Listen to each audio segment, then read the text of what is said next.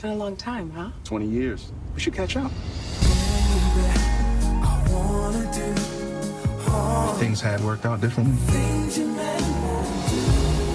You would never feel like you're sleeping with a stranger. You don't return my calls. You don't return my texts. I am married. No one has to know about it. Us? There is no us. I know you think you love him. I'm not giving up on us, Ellie. Can't you see? We were meant to be together. Everything he's done has all been to get to me. Hello? Is anyone there? Somebody? Yo, round of applause. I just watched the movie last night. I'm still on the edge of my seat. Starring and produced by our good friend, the Magnificent. Yes. You know her from Third Watch and Empire, Boys in the Hood, Friday, Love Jones, Soul Food, In Too Deep, The Best Man, Big Mama's House. Lisa from the Fresh Prince of Bel-Air. It's on right now, Sway. Fresh Prince of Bel-Air. You know her as Ellie from Fatal Affair. Please welcome back on the show the lovely, the magnificent, the benevolent one, Nia Long, ladies and gentlemen. Nia Long. Nia. Nia? Nia? You know what? Nia? I'm weak. Oh, the line hung up.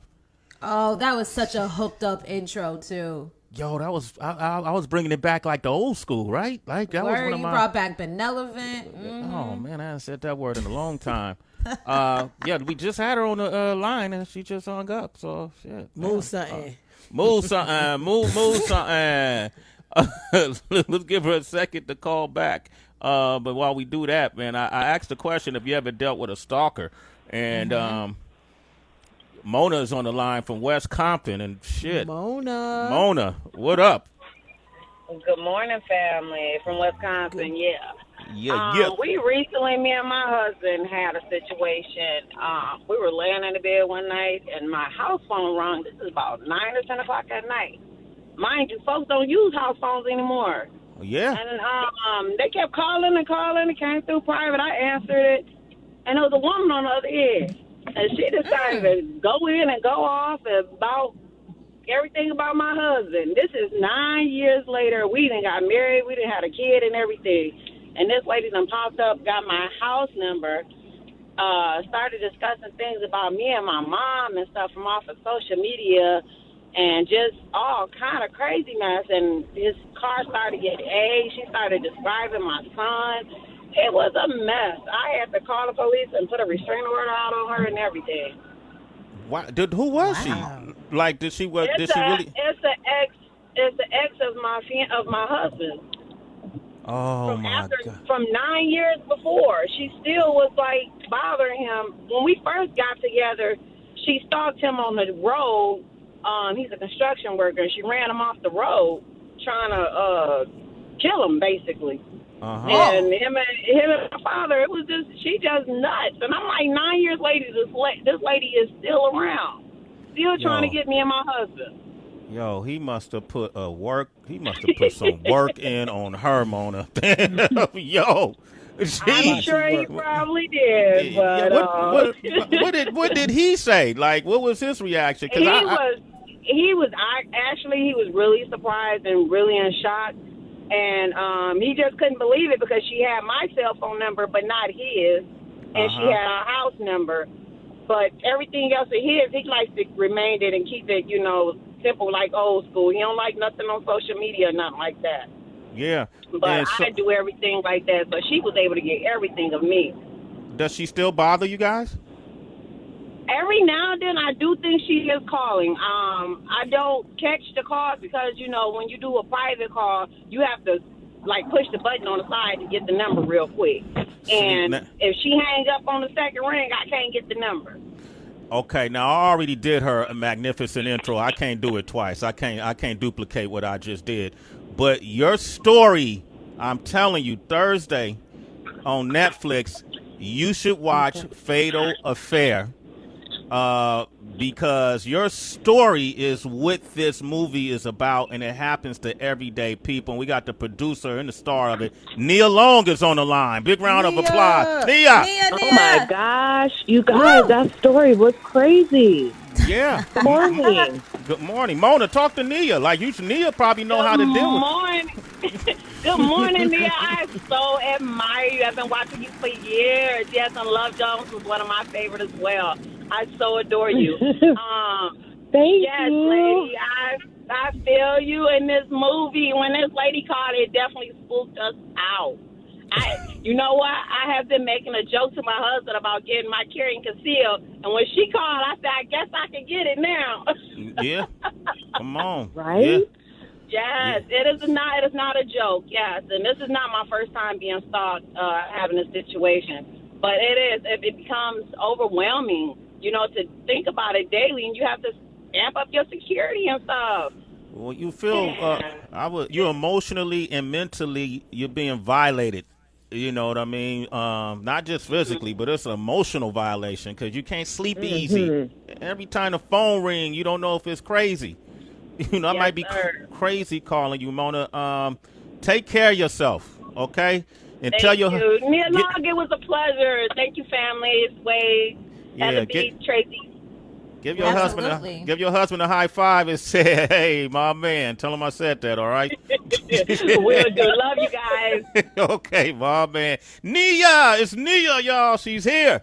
What's Hey. What's up, Nia? What's up, guys? How are you? I feel this isn't fair. I'm used to sitting there with you. I know. It's very different, right? It's we feel each other's energy. We get to look at whatever you wore. You usually sit next to me. I get to smell you. It's all of those things that aren't. You know what, Sway? God. Yeah, maybe it's better that we're on the phone, actually. You think so? Sniffy Tuesday. Every time I think of you guys, or I do the show, I just keep thinking of Nia Long and a cherry thong, which kind of freaks me out. But that's kind of our little thing every single time. Yes, and we still waiting for that line, Nia. We still waiting for I'm that working on lingerie it. line. I'm working on it. How you been, Nia? How you been? I'm glad you're working throughout this quarantine and all. It's great that you're putting work out. How it's been for you. Yeah, it's been challenging. It's been difficult. It's been amazing in some ways. I feel really blessed to have, my kids with me and everybody in my family is healthy. I never thought I'd be a second grade teacher. Mm-hmm. I never thought my son, who was in his first year of college, would be home.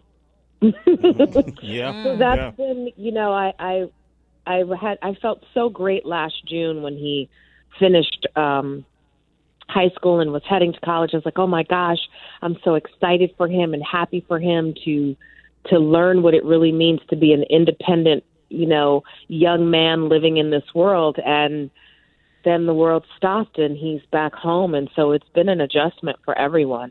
Mm-hmm. Honestly, it's been some good days, some bad days. I've tried to use this time to teach my children things that are not in the curriculum in terms of the public or private school districts, and educating them on Black history, on what's going on in the world and how to conduct themselves and to stand proud and to be fearless and to not give up on all the social issues that we're facing right now. How are they receiving it?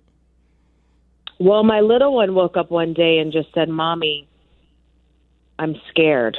And I said, what are you afraid of? And he said, I'm afraid to grow up because when I grow up, I'm going to be a Black man and the police are going to kill me. Wow. He's 8. He's 8. And I just started to cry in that moment because I don't have all the answers, but I do believe that we have to educate our children in a very real way and that we can't shield them from things.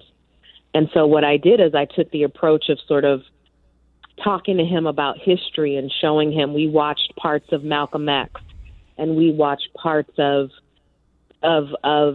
visual history that he could understand that wasn't too violent, to show him that we're in a cyclical period of repeating our history and our job is to be better so that the next generation, the next time something comes up, that they have the tools to be better and stronger. And that sort of gave him a little bit of peace to know that this wasn't the first time in the world that we're in the midst of a civil war, basically.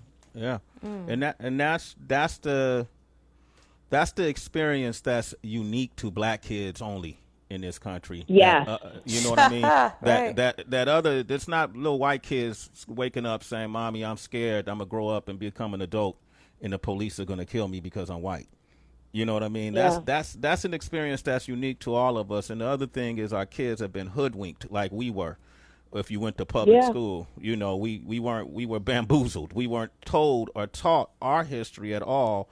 And the problem with that is no one else was. So nobody knows our history in this country. And I think that's what's probably one of the benefits or the great, if there's anything great to come out of this, is that you get to sit down and say, listen, kids, here's the real history.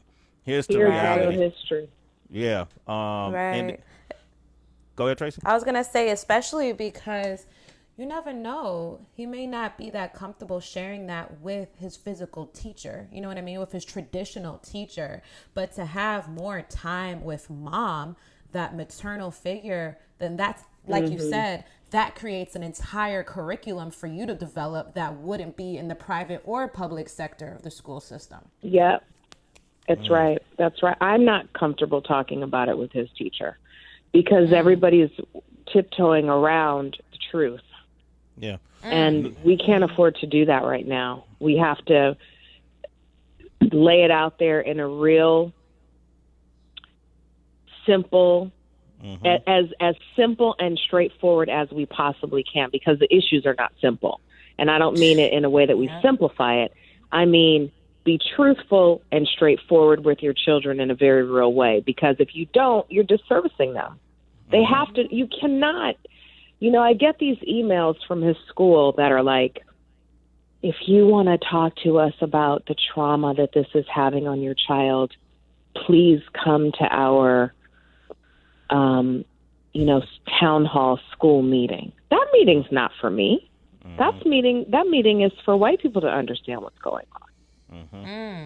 Yeah, we got a different tutelage we got to give.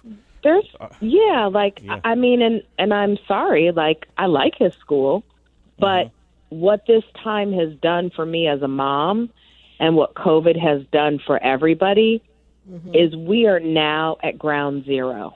Everybody is the same. Let's just start with that. Yeah. Nobody knows when they're really going back to work. Nobody knows what the future holds.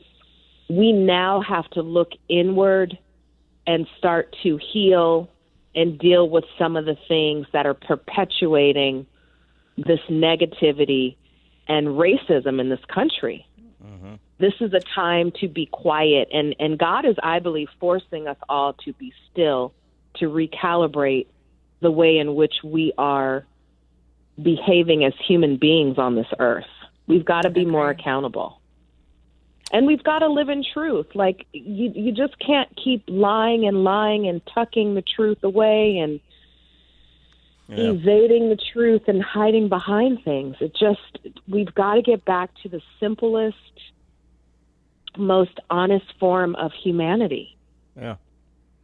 Nia Long, ladies and gentlemen. Nia Long. Every time I and say her go see name. Fatal Affair. Make sure you watch Fatal Affair on Thursday. No, you're not done. We're going to get to that part, right? I just want to, because I watched it. And shout out to Stephen Bishop, Omar Epps. You guys have come together.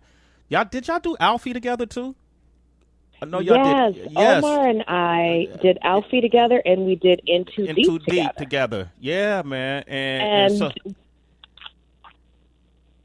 talk about me. Okay, so coming, Omar is the star. I don't want to tell the whole movie, but it's you play a character named Ellie, who's an established attorney. She's going through some life changes with her husband, and then she gets into an entanglement with Omar Epps.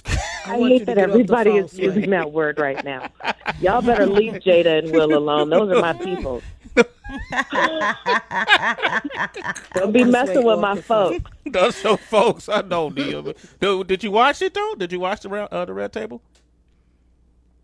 I did not watch the Red Table. Good. Wow, you have discipline. I have like enough no of my other. own business to worry about. There you go. Nia, wow. Yo, give Nia Long round of applause. Nia Long. Nia will ride for you if you her friend. You a rider. I ain't mad at that. Okay, Nia. But your character gets into an entanglement, and then I can't deal with nobody today, Nia. I can't do it. all hell breaks loose, and Omar. Shit, man, that's my brother, and I didn't like him after playing this character that he played of David. You know, it was like, wow, he became really scary in this movie. Nia, have you ever experienced a stalker? You know, I had a female stalker years ago Wow. Oh, wow. who showed up at my door, and she said that I was her wife, and she was probably about 60-year-old African-American black woman. Mm-hmm. Yeah, she was scary, but she came to the door, and I gave her a piece of my Brooklyn mind, and I never saw her again. Really? Oh, yeah, but and it was funny because I actually moved out of my house temporarily because I was going to Canada, and my children were going to be at the house with my mother, and I was really worried that she would show up like in the middle of the night and my mom would be there. So we moved just until I finished the project because it got bad. Like she reported all sorts of crazy stuff to the cops, and you know, it was not nice. It was not nice, and it was very scary. So here's what I'll tell you about making this film. First of all, what I want to say is it feels very self-serving for me, and I struggle with this with every interview, to be talking about myself when the world is going crazy. But hopefully people will watch this film and use it as escapism and use it as a way to take a mental break, even though this is a mental mind trip, but to take a mental break from what's going on in the world, to just watch a film and try to find, you know, a little bit of peace in looking at somebody else's problems. Because Omar's character is definitely off the chain, and I really wanted to pay homage to, you know, Omar and his career and being a part of something really important and special in the 90s. You know, when I look at all the movies that Omar's been in and the work that I've done, like, we were really a part of a culture. We were the cultural creators of that time in terms of being young black actors in the business telling our stories. And I have I'm so grateful and thankful for my fan base and the people that have grown up watching me, that I wanted to, you know, cast this film in a way that really honored that. I think you did an excellent job at doing that, and what, even playing the role as a producer. Are you the EP or you the executive producer, or how does that work? What exactly is your role? So the script came to me. It was written for an all-white cast. The script needed some work, and I said, look, I'm happy to do this, but we've got to work on the script and get the isms right so that it speaks to us. Mm-hmm. And I said, you know, I'd like a producer credit, and they said yes, and I got to work with the director and the writers and the other producers, and we started casting and we started breaking down the script. And so it's been a long process, and this wasn't just some vanity project, you know. This was a labor of me producing for the first time. And look, I didn't get everything that I wanted, but I fought really hard for things like the music. I asked Estelle, who's also in the film, to, you know, to do this for, you know, because everybody's on a budget. And I begged her to be a part of it. And one of her songs is actually in the film. And I think we have a responsibility as artists to definitely lift up the other artists who are, you know, walking side by side who have come before us and who will be after us. And that's how we create a stronger Hollywood and community. Yeah, Estelle did dope. I'm not going to say fully what happened to her character, but you got to watch it. to Poor see. little Linda. Yeah, man, Linda. I was like, oh, damn, Estelle. Yo, wow. We got people with stalker calls on the line. You mind taking one more? Oh, my God. Is that what we're doing right now? I didn't realize that's what we were doing. Let's do it. Okay, Nakima's on the line from South Carolina. What up, Nakima? Hey, Nakima. What's up, Nakima? Hey, everybody. Tracy G, Heather B. Mama. Hi, Nia. What up, Nakima? Hi. Okay. I'm from Jersey, by the way, Heather. I'm from Patterson. Jersey stand up, girl. I just Black. happen to So live she in must- South Carolina. So my you story, I'm must gonna be try the to make it as stalker. quick as possible. Bye, Okay. Sway. Huh? You from Jersey? You Well, probably the since you from stalker. Jersey, you must be the stalker. Yeah. So He ain't right. So what happened is I was stationed in the Army in Hawaii, and this was real young when Yahoo IM was popping. So I was on IM chatting with this guy. So I'm chatting with him, and back then we used to tell all your business to perfect strangers. Like, I would tell him that I love it when a man would just buy flowers on a random day, or just kind of hear that I needed something and just do it without me having to ask. So I was giving up all this information to this guy on IM. And in the course of me being in Hawaii, I met this guy. And he was just perfect. He was, like, so awesome. He would just do all these random things that I always wanted a guy to do.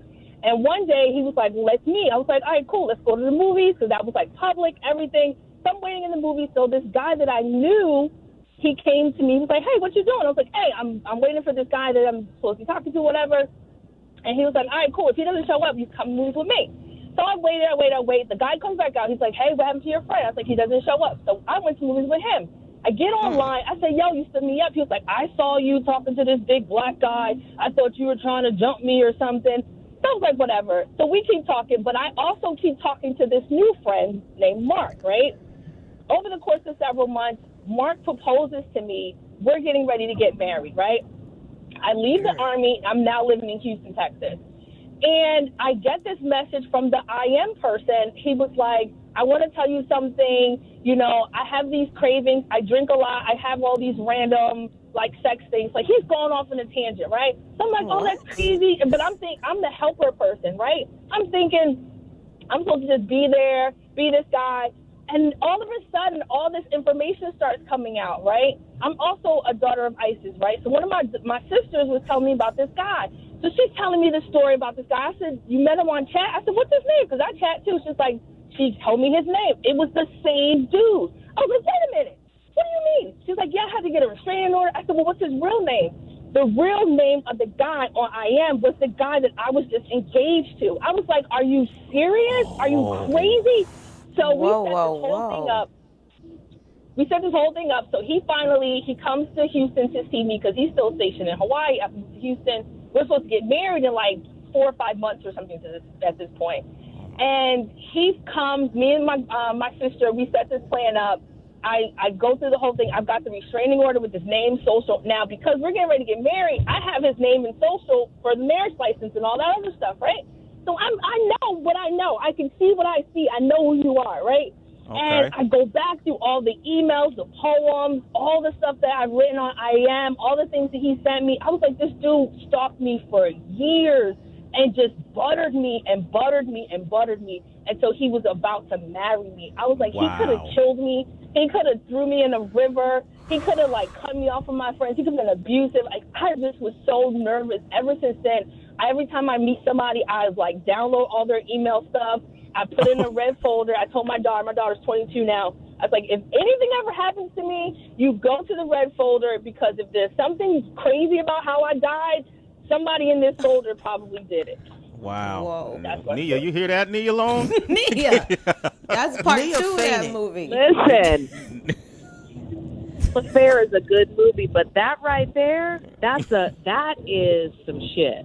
Yo. I might need to call you to write the next Fatal thriller. Affair. Yo, I was gonna say Fatal Affair got to become a series. Like, you know what I mean? Like that could be the next story. It could. Wow. It definitely could. Take my number. Keep it moving. Nakima. Wow. Hey, Well, listen, you guys. I have to. I hate to run, but I've got a whole press junket, and this Zoom stuff is so different for me. I need an extra minute for the technical stuff. Okay. Yeah, go do your thing, Nia. Thank you. Y'all. I love you too. Nia. Fatal Affair Thursday on Netflix. Nia Long, give her a round of applause. Thank you, Nia. I love you, New York today. Yeah, Long.